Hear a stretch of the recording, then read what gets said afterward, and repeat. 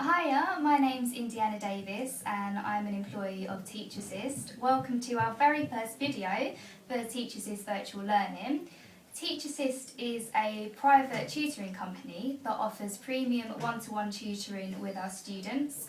We are a fairly new business, but we're rapidly increasing, and as part of our social media campaign, every week we're holding an online virtual classroom. This classroom will help children with the three core subjects of English, Maths and Science. Today we're starting off with English as it's half term, and I'm sure lots of students are doing their work, and hopefully this will give everyone a little bit of a revision. One thing I've noticed when I was in school is that things like literary techniques aren't always covered necessarily every year. I think it's something that you might get taught early on in school, but then you don't sort of get taught it again, and it can be easy to forget.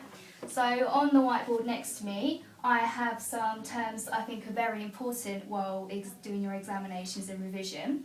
The first one I would like to cover is metaphors. A metaphor is when you describe a person, place or object, and it uses the word is, so it is something.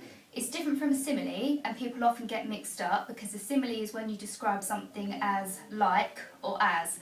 As you can see on the whiteboard here, we've got an example of the metaphor, my head teacher is a dragon.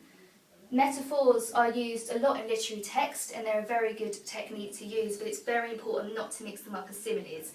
As you can see underneath a simile, an example is her hands are cold like ice. So this is when emphasis is put on words such as or like to make them a simile. Thirdly, one of the most popular techniques is onomatopoeia in prose literature. These are sounds which can help put emphasis on the text. Examples of this is bang, crash, splash, things like that. Also, we have personification. Personification is a very popular technique used in literature. This is when we give an object that isn't human characteristics, such as the example, the stars dance playfully in the moonlit sky. We also are covering oxymoron. Oxymoron can be quite a complicated technique, and it's very good to use in examinations. An example of an oxymoron is she was terribly nice. An oxymoron definition is when two things contradict each other in the sentence. So as we see here, terribly nice are the two opposites of each other. So that creates an oxymoron.